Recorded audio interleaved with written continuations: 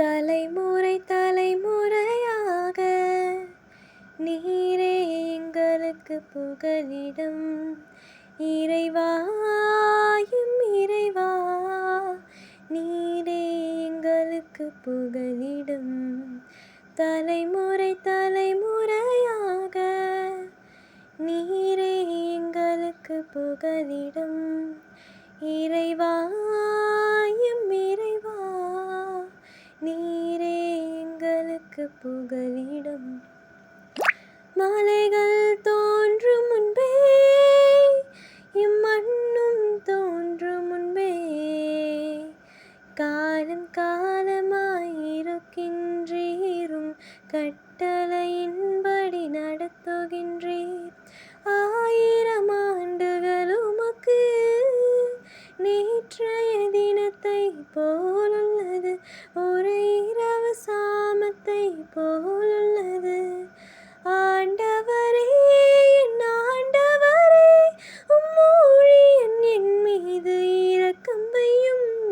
தலைமுறை தலைமுறையாக நீரே எங்களுக்கு புகலிடம்.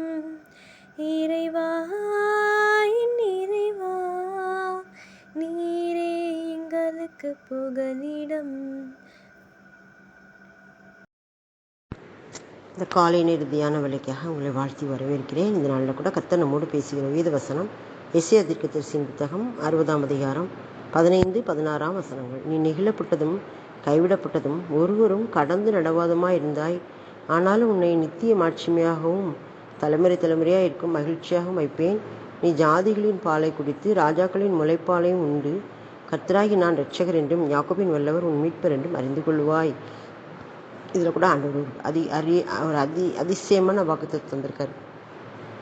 நீ நெகிழப்பட்டதும் கைவிடப்பட்டதும் ஒருவரும் கடந்து நடவாதுமாய் இருந்தாய். நம்ம கூட அப்படி தான் நிறைய நேரங்களில் மற்றவங்களால் கைவிடப்பட்டது போல ஒரு உணர்வில் இருக்கும். நெகிழப்பட்டது, நம்மளை அசட்டை பண்ணுற அந்த மாதிரி ஒரு சூழ்நிலையில் இருக்கும். நம்ம பக்கத்தில் வர்றதுக்கே பயந்துட்டு இருக்க மாதிரி ஒருவரும் கடந்து நடவாதுமாய் இருந்தாய். அப்படிப்பட்ட தனிமைப்பட்ட சூழ்நிலையில் ஒருவரும் நம்ம ஏன்னு எதுக்கு அப்படின்னு கூட கேட்குறதுக்கு ஆள் இல்லாத ஒரு சூழ்நிலை நம்ம இருந்துகிட்டு இருந்தோம். ஆனாலும் நித்திய மாட்சிமையாகவும் தலைமுறை தலைமுறையாக இருக்கும் மகிழ்ச்சியாக வைப்பேன். ஆனாலும் உன்னை நான் என்ன செய்வேன், அப்படி விட மாட்டேன். உன்னை எல்லாருக்கும் முன்பாக உயர்த்தி வைத்து எல்லாருடைய சந்தோஷத்துக்கும் காரணமாக உன்னை வைப்பேன். உன்னை நித்திய மாட்சிமையாக வைப்பேன், தலைமுறை தலைமுறையாக இருக்கும் மகிழ்ச்சியாக வைப்பேன் அப்படின்னு ஆண்டவர் சொல்வார். இந்த வார்த்தையை நம்ம விசுவாசிப்போமா? ஆண்டோடைய வார்த்தைகள் சொல்லும்போது நம்ம அது நடவாது போல இருந்தாலும் நாம் விசுவாசிக்க வேண்டும். அப்படி விசுவாசிக்கும் போது கர்த்தர் நிச்சயமாகவே அந்த காரியங்களை வாய்க்க பண்ணுவார். நீ ஜாதிகளின் பாலை குடித்து ராஜாக்களின் முளைப்பாலை உண்டு. கர்த்தராகிய நான் இரட்சகர் என்றும் யாக்கோபின் வல்லவர் உன் மீட்பர் என்றும் அறிந்து கொள்வாய்.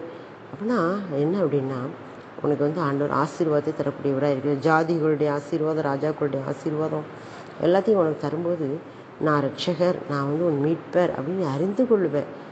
ஆண்டவர் நம்மை ஆசீர்வதிக்கும் போது அவர் எத்தனை அதிசயமானவர், எத்தனை கிருபையானவர், எத்தனை மகிமையானவர், நமக்காக அவர் செய்கிற காரியங்கள் எவ்வளோ பெரியது என்று சொல்லி நாம் அறிந்து கொள்ளக்கூடிய அளவில் அவர் செய்வார். அதுதான் இந்த வசனங்களுடைய பொருள். ஜாதிகளின் பாலை குடித்து ராஜாக்களின் முளைப்பாலை உண்டு. அப்படின்னா ஜாதிகளின் பால் அப்படின்னா ஜாதிகளிலிருந்து வரக்கூடிய ஆசீர்வாதம்.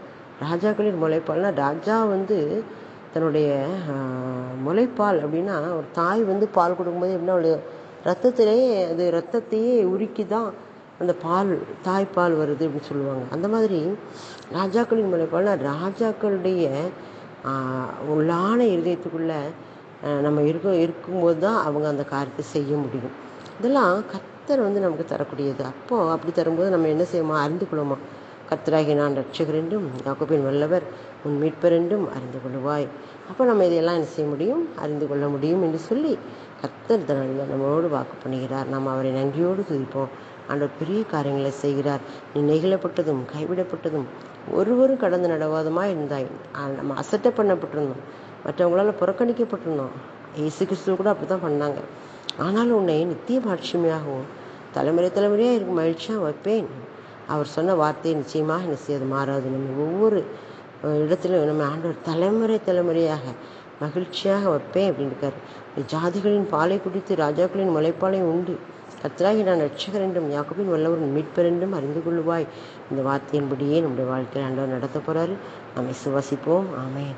நெருக்கப்பட்டேன், தள்ளப்பட்டேன், நேச நீரானை தீரே, கைவிடப்பட்டு கதறினே, கைவிடப்பட்டு கதறினே, கர்த்தர் நீர் தேற்றினே, கர்த்தர் நீர் தேற்றினே, என் இயேசு ராஜாவுக்கே எந்நாளும் சோஸ்திரம், என்னோடு வாழ்பவர்க்கே எந்நாளும் சோஸ்திரம்.